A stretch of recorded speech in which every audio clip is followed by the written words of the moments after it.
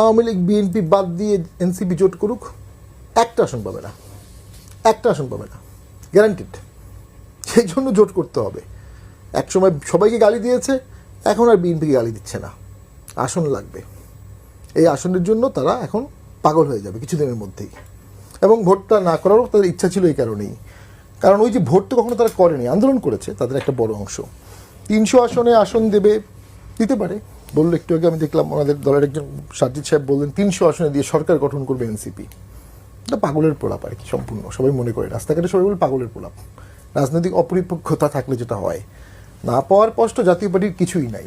জাতীয় পার্টিকে ডাকেনি, এটা নিয়ে আমরা তো কষ্ট পেয়েছি, সত্য। না ডাকার কারণে কি হবে এটা কেউ চিন্তা করছে? এতগুলো দলকে না ডাকলে কি হতে পারে ভবিষ্যতে? একটা দল 10 বছর, একটা না আরও অনেক দল আছে, 30টা দলকে ডাকা হয়নি।